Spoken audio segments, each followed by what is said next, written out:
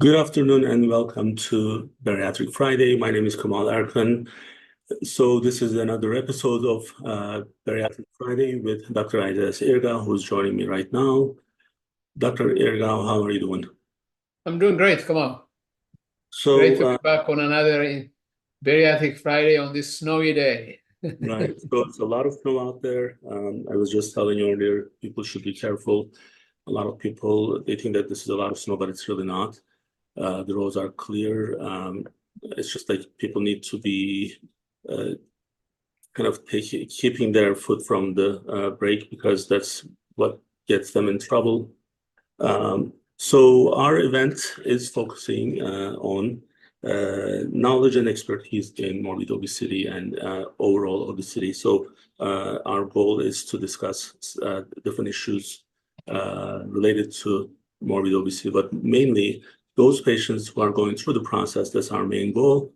But we also we know that a lot of people who are not going through the surgery, they're also dealing with the obesity, and we want to be a good, reliable source for them, so they can always watch and listen to what we have to say.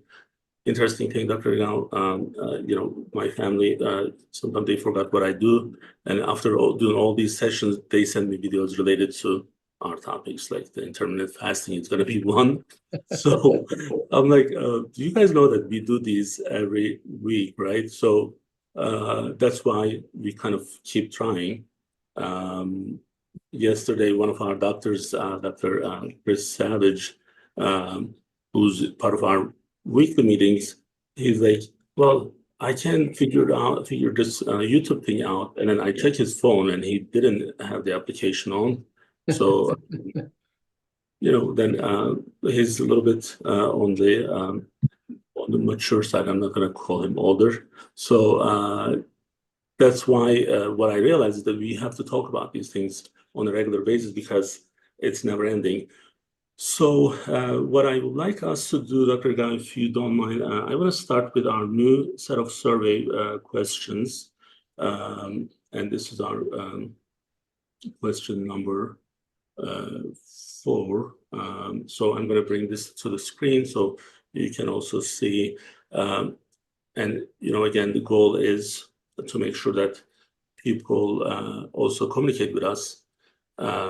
And then there's also one other person who left a comment for one of our other intermittent fasting discussions. So I do want to ask you that before we go into the actual topic itself. Mm-hmm. So the question number 4 in this series is related to where they get their information, and people getting their information, 40% from their healthcare professionals, and 40% is from online researchers, and about 20% they get from friends and families. So this is important because we want, of course, the online research is good, online search is good, but healthcare professionals should be the main source of where we are getting our information. But also, this is kind of helping us to better understand why we are doing what we do today, is because people are doing a lot of online researches. So then they can actually get reliable, proper, accurate information from us. Anything you want to say on this one, Dr. Irgau? No, I mean, that's the point is well taken. Obviously, healthcare information is information, and people will usually gravitate towards getting information of healthcare from whatever they get information from other things as well, in general, right? So with the preponderance of online availability of information, it is expected that people will go there as well. But, the advantage is easy availability of that information. The caveat is reliability of that information. Mm-hmm. That is valid for any type of information, of course, right? But it is even more important for healthcare-related information, because that has impact on the people's health if they take action based on the information they get. So the safest way for people to get information would be to get that from an expert, somebody that has been certified by society to have enough knowledge about that topic, right? And it is no accident that people have to go through a lot of years of schooling before they become healthcare professionals, because you need that kind of rigorous knowledge before you can really guide people about their health. So, and we have enough healthcare professionals for people to be able to get to. Having said that, it doesn't hurt, for people to obviously try to broaden their spectrum as well. But taking action about your own health, you want to be guided by a health professional, clearly. So our next question, number 5, is what expectations or hopes for the outcome of your bariatric surgery. There are 202 answers, and of course, the significant weight loss is number 1 with 37.6. Improved health condition is 24% 3. Better quality of life is 23% 3, and better look is about 15%. So my understanding from this is that, of course, people do want to lose weight, but then they really want to improve overall their well-being. Anything you would like to add? And we're going to discuss these in a different session with all surveys together. Yeah, I mean, these are very kind of interrelated answers to some extent. It would be unusual to have somebody just focused on the weight loss per se without really understanding the implications to their health. And it would be unrealistic to expect somebody to be doing this just for health reasons, really not looking at the advantages of, the actual weight loss as well, right? But focus is focus as well, right? So the main thing that people see on the outside is the weight itself, and that's a burden, right? That's a burden, and add to that the stigma that society has placed on people who are overweight. So getting rid of that outward look with the excess weight becomes a very important goal for people, right? But as we are, advancing in our knowledge of obesity, and as the health implications of obesity are penetrating the society more and more, it's very gratifying to see many people now talking about obesity from a health point of view as well, right? And I see that in practice when I see patients, Kemal, that may have been struggling with obesity for 20, 25, 30 years, not necessarily accepting it, but trying to deal with it in the traditional ways, right? But then they come at one point to realize that bariatric surgery is the most effective solution. And that point usually comes really with the realization that obesity is affecting their health as well, whether it's diabetes, whether it's high blood pressure, or sleep apnea. And then they say, look, yeah, definitely, then I'm going to go through the surgery, because it's not just about me looking thinner, it's also about me being healthier and living longer. And our next question, number 6, is what challenges they have faced currently pre-bariatric surgery phase. So 30% says emotional struggles, 28% says lifestyle changes, 22% says insurance-related issues, which is surprising actually, and then 20% is dietary restrictions. So now this was kind of, again, with the insurance-related, I wasn't expecting that number to be high. There's about 180 votes on this total, and then 22% would be about 36. We know that almost any major insurance, including Medicaid and all the Medicare, Medicaid managed cares, they are actually covering this. There may be deductibles and co-insurances, of course, but 97%, these are well-covered services. But as we can see, lifestyle changes and the emotional struggles, that part is not surprising, right, Dr. Ergau? Yeah, no, that's not surprising at all. I mean, but also the insurance issue, Kemal, the way I look at it is that, yes, we do have a much better coverage situation now than we did 15 years ago, 20 years ago, and it was really a battle to get insurance companies to understand the really advantages and importance of bariatric surgery. But also, insurance companies don't make it necessarily easy and transparent for people to really proceed with bariatric surgery in many ways, right? So this perception that this is something that insurance companies are going to deny, you see it prevalent among people. And that's the first thing very often people will ask is, will my insurance cover this, right? They don't ask that about going to the emergency room to get, a broken foot fixed or something like that, right? But they ask about bariatric surgery, again, because there is this perception that this is not a healthcare issue, right? And that perception, unfortunately, persists throughout society, but also insurance companies are not doing really the best they can to make sure people are aware of the availability of this, right? And still, also, there are extreme situations, Kamal, and you and I look at these, from time to time in our case conferences where there are certain insurers that outright exclude bariatric surgery coverage. There is, this nice gentleman, right, that we've been working with, that he works in the healthcare arena himself, right? And yet his insurance company actually excludes bariatric surgery coverage. It is mind-boggling. No, that's correct. So, all right. Now, we are going to discuss intermittent fasting. So we discussed it several times in the past. I think we reach out to more people with this topic because not just those who are going through the bariatric surgery listening this, but others are also listening because many people are doing this. We want to discuss the intermittent fasting with how it's being utilized in the bariatric surgery process.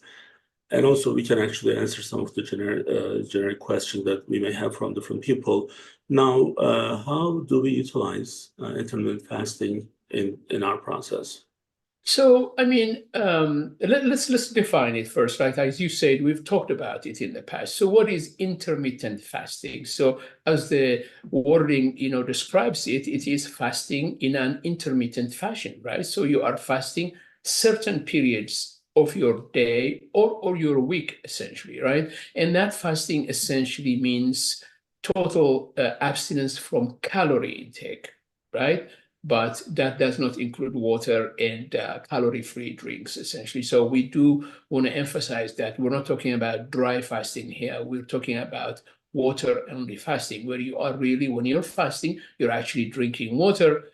Not only is allowed, but obviously it's very important that people know that drinking water is important, and we'll come to the explanation of why this is important maybe later on. So how can you do intermittent fasting? Well, you can, for instance, decide that within a certain period of your waking hours during the day, you are going to eat no food at all, right? And that could be maybe 16 hours out of the 24 hours, in which case you will have a window of 8 hours in which you will be able to eat, and the 16 hours you don't. It could be 12-12, it could be 18-6. These are hours of the day in which you're fasting, and then the window in which you are allowing yourself to eat. So this is one way of doing intermittent fasting.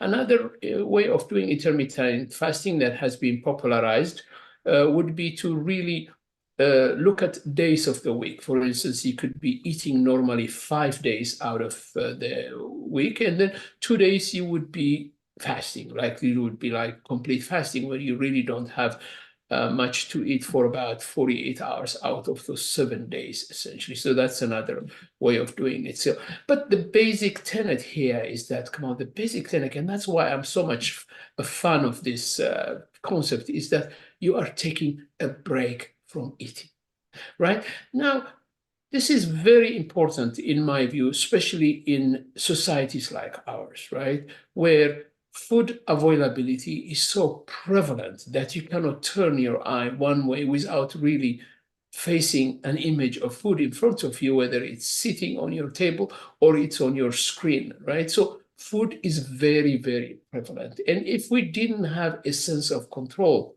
Kamal, we could be munching all day long. And the only time we would be stopping eating would be when we are asleep.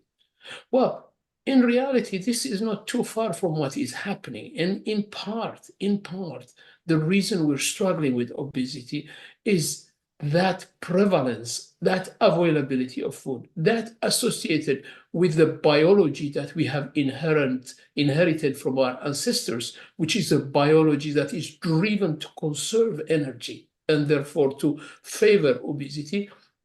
No wonder we have an epidemic in our hands. It didn't take, more than a few decades for this to explode. And now look at the United States. Come on, there is hardly any state where the rate of obesity hasn't reached 30%. This is incredible. And yet, along that, you also see an increased prevalence of type 2 diabetes, right? So in a society like this, one of the things we could do is ask ourselves, okay, I'm going to take a break. Take a break for 1 hour, take a break for 2 hours, take a break for 6 hours of the day where you just drink water so that you have a scheduled approach to your eating. And that's why, in general, Kamal, I like intermittent fasting. And I know you're a big fan of this as well. In several years that we've been doing this. So taking a break from eating, that's the biggest message that I think intermittent fasting does, right? Now, Well, what it does, do you want to say something? Go ahead. well, I think it's a discipline, number one, and discipline, we use it in a positive way, not in a negative way. Discipline is something that we are capable of doing on a schedule. Now, of course, we all have our own weaknesses, but one thing that's really important, and what this intermittent fasting is doing for us, is it's helping us to kind of better keep a better record of what we do because the time that we actually eat is limited. So I do want to share my own journey for this year. And then I started actually sharing this last time with Beth, one of our dietitians. Yeah. So let me see, Dr. Irgau, tell me if you are able to see this. Yeah, I can. So I added something to this because I was cheating, of course. So this is 18 days of January. So as you can see, most of the weekdays, Monday through Friday, I do about 16.5-hour fasting.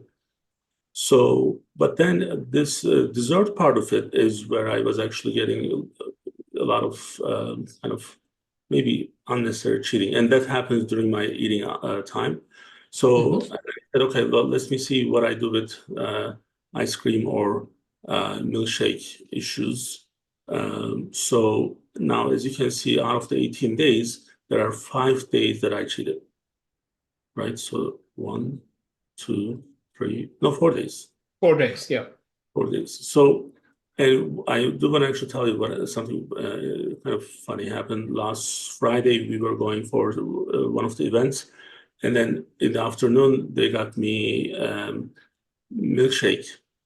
Then I didn't drink it, but I left it there so then Anne would know so that I didn't drink, because I have to be honest, because that night I had ice cream.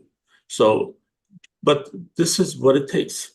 So like I'm entering these on a daily basis or every other, but in order for us to have a good outcome, we really need to see clearly,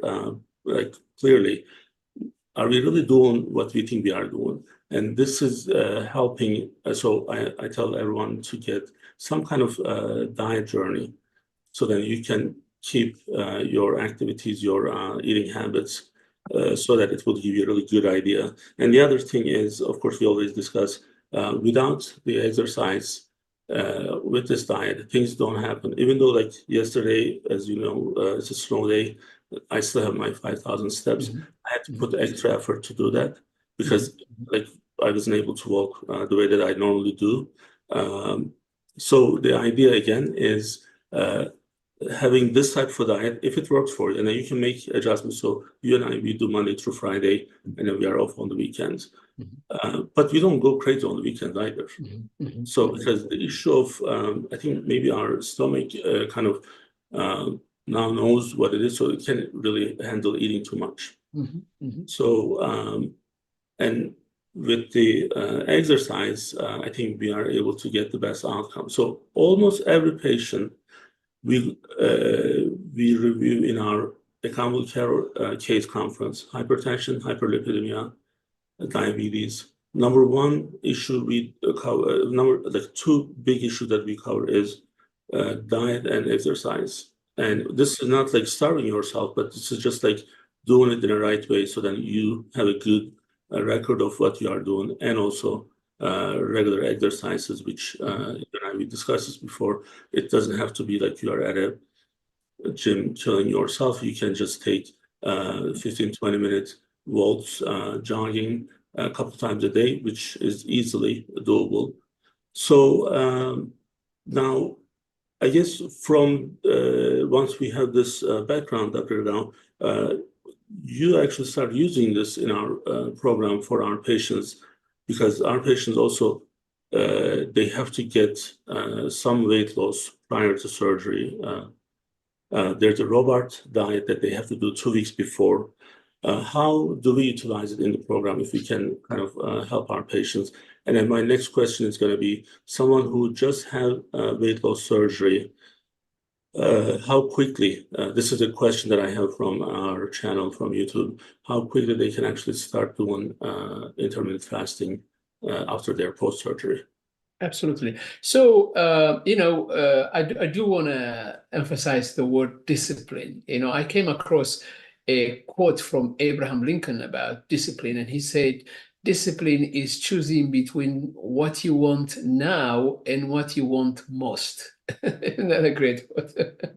So that's essentially it, right? And having those breaks, having that time off eating, letting yourself know that you are not open to business in terms of eating within a certain frame of the day. That is the structure that we want with intermittent fasting.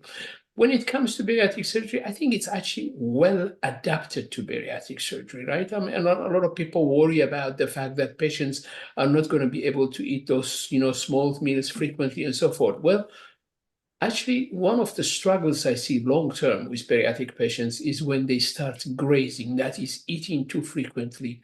They can eat only small amounts, but if they're eating too frequently, then that can add up, and then weight regain and other struggles can come up, right? So having a structure in which they say to themselves, okay, I wake up, I am not going to have anything to eat until this time. Or I wake up, I'm going to have my breakfast, but then I'm not going to eat anything until that time. So taking that break, taking that fasting, number of hours, that's the structure that we want. Now, why does this work really well with bariatric patients? It's because they cannot binge when it's time for them to eat, right? Because they have a small stomach. Sometimes intermittent fasting doesn't work for some people because they fast all day, then they have a huge meal and an ongoing meal within the 2-3 hours in which they have to eat. You don't want to do that. So if you're a bariatric patient, you don't have a capacity to do that. So it's well adapted for our patients. So in my view, before surgery, I talk to patients about this option because I want to introduce this structure in their way of looking at eating, right? So the food is available all day long and everywhere, but we're not available to eat it all the time either, right? We have our own time. And that is the thinking that intermittent fasting can bring. Now, in terms of when it is, introduced after bariatric surgery, certainly after the weight loss has stabilized. We do not want intermittent fasting when patients are actively losing weight. So we're talking about a year and a half, maybe 2 years after weight loss surgery, once we are in the maintenance phase. So this is not something that we're going to introduce anytime soon after bariatric surgery. And the reason for that is that people are actually losing weight actively, and they need to have important nutrients, including protein and micronutrients, at a reasonable rate. So we do not want to restrict them at that time. So I talk to patients about intermittent fasting after bariatric surgery only for long-term maintenance. And this comes up as an issue really when I see patients struggling to keep the weight off or they've come back to me after they've regained some weight. So we talk about this option, essentially. I do want to go back and explain again the thinking about intermittent fasting. So as it is, we do practice intermittent fasting in our daily life, even without thinking about it. And why is that? Well, because we do take a break when we go to sleep. When we go to sleep, we are breathing, but we are not taking anything else. Most of us sleep through the night, and at that time, you're not eating anything, essentially. So that time is actually when our body is fasting. And, we don't know exactly still why we sleep, but we know that sleep has enormous benefits to our health, right? And one of the benefits really is that our body has time to really recuperate without having to worry about processing food that is coming in, because none is coming in at that time, right? So we practice intermittent fasting because we take a break when we sleep. And what we're saying is, let's extend that. Let's add more hours of fasting in our waking hours. Now that could be 6 hours. So if you sleep 6 hours and you add another 6 hours of fasting during the day, already you are at 12 hours in which you're fasting, right? 12 hours and then 12 hours of window. If you're adding 8 hours, of fasting to your day and you sleep 6 hours, now already you have 14 hours and so forth, right? So you can introduce whatever works for that person, essentially. But the important thing is that they are taking a break. So, for instance, if I'm doing intermittent fasting so that I don't eat, the whole day, morning, and I start eating only at 2 p.m., it means that at 10 a.m., if I'm sitting at work with other people and somebody brings some donuts or some food, I know I can't eat. Why? Because my schedule says this is locked. Yeah, we're not, right? So what better way to really structure yourself than having that kind of attitude? Then the opportunity for failing, the opportunity for being sabotaged is much less, essentially, if we have this. So that's why I do like it. Now, Sabotage is the right thing, right word there. So it's people sabotage what we try to do. right. I mean, people mean well when they're offering our food. Offering food is one of the Everybody best do. ways to really to tell somebody that you really like them, right? You offer them food. And one of the best ways to feel, to tell somebody that, you like them is also to accept food for them. That's culturally, that's the truth in many, many settings. But when we have food availability to the extent we have it in this country, Kamal, that is hurting us. That's why we want this type of structure to happen. So at a physiological level, what happens when we're not eating? Well, there is good evidence that improves our metabolic health. It improves our insulin sensitivity. It leads to better sugar control. And in some very interesting ways, it actually improves our energy, our concentration level. And many people say that, they used to nap a lot during the day. Now that they're doing intermittent fasting, they don't have to do that. They feel more focused in what they're doing. So there are certainly a lot of benefits. And then, although they have not been proven in human studies, there are really very appealing possibilities that this could also lead to long-term health and extended, life expectancy as well, in Well, that's the terms. origin of this actually Absolutely, fasting, absolutely, because they yeah, didn't do their initial goal to kind of show the intermittent fasting is slowing down aging. But then they see another benefit of it is the weight loss, absolutely. which makes a lot of sense. So that's actually that is the origin of the intermittent fasting.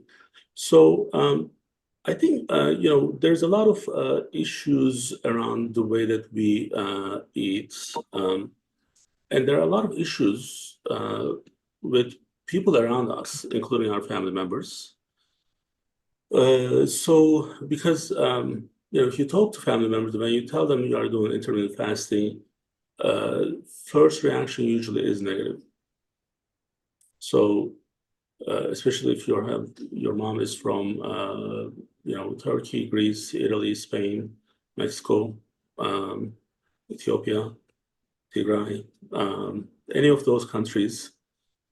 I wish my mom was from Finland so that I didn't have to worry about it. But So the whole issue is eat, eat, eat, eat, eat. Like, well, eating is not the solution, right? So we kind of need to figure out that problem. We need to kind of solve that issue that you don't have to eat and you don't have to keep eating. You don't have to please people with food.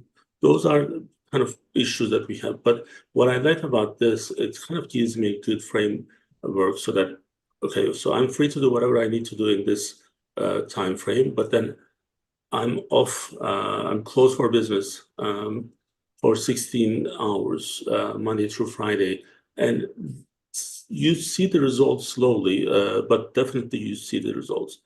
But again, having a good record keeping is the key, in my opinion, Dr. Irgau, because many of us, we lie to ourselves, including myself. You know, if maybe someone didn't see the milkshake, I was going to finish it last Friday and then still have the ice cream because that's what I want to do.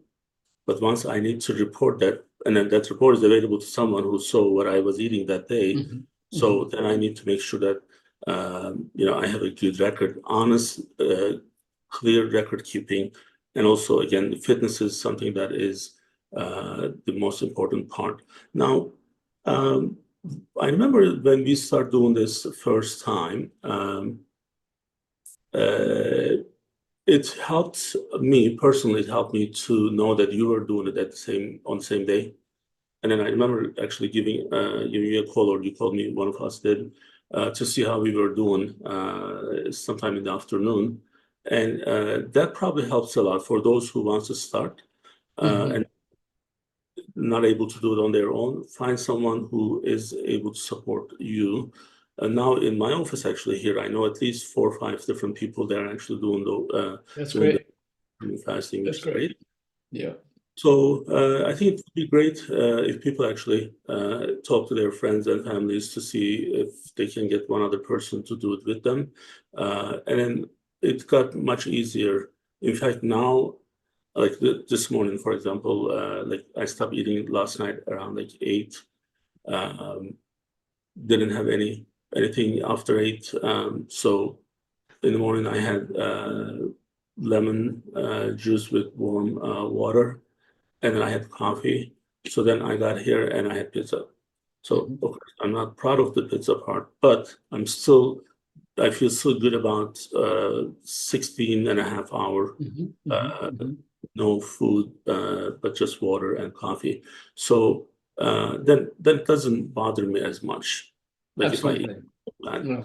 So and it makes it a lot simpler, honestly. Like number of Does. times you go to the bathroom, number of times you have to do other things, and you know how tired we get when we eat. And you would know in any of our business meetings, I would never eat before the meeting and during the meeting. And main reason for that is because I get tired when I eat. Yes. Yes. So, right. So that means our bodies start working. And then if I have a primary focus that time, now my body is not with me on my primary focus with business. So it's actually doing its other stuff. Right. So it makes things much slower. So I don't know. I feel like this is a good way to handle the weight loss and also the aging. So and also it's good that I don't have any kids, so that also helps too. That is true. That is true.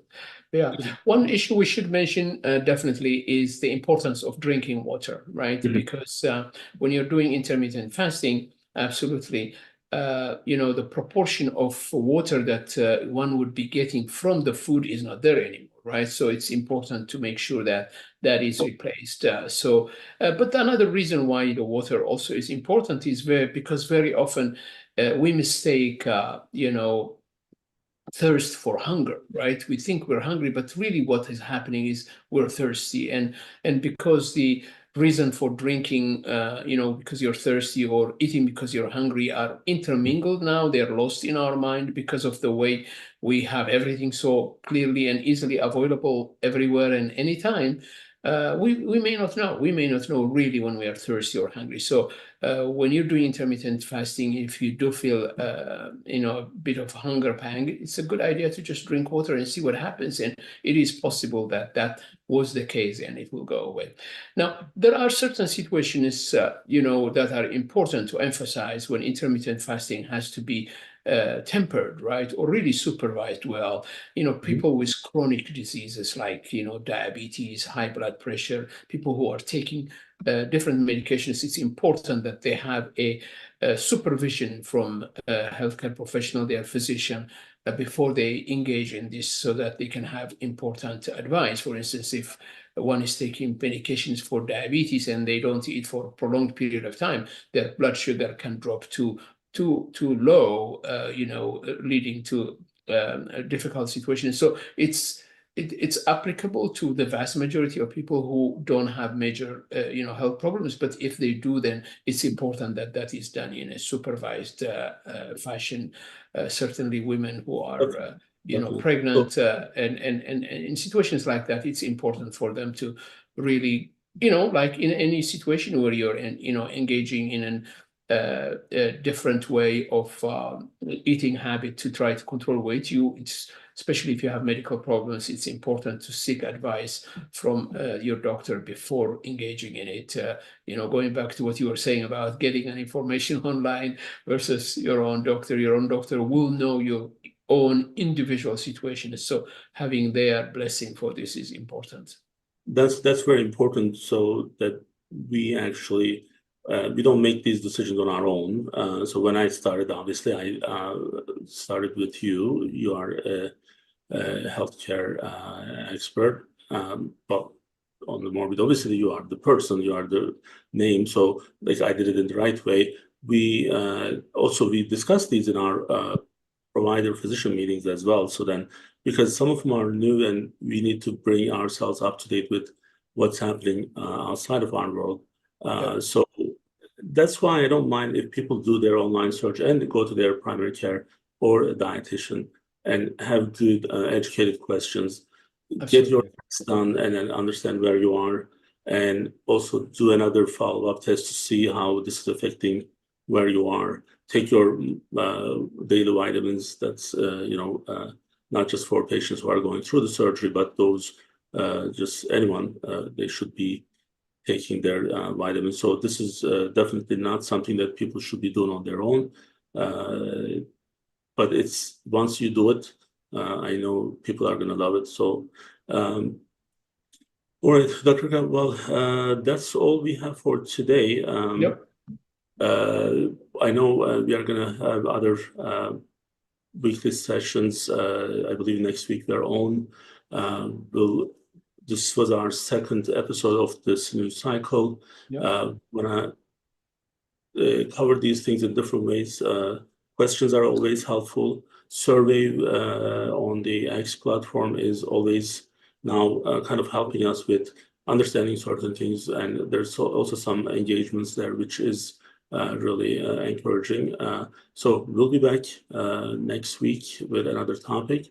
And outside right now, it's a lot of snow there. Please drive safe. And then we'll see you soon. Bye-bye. See you. Bye-bye.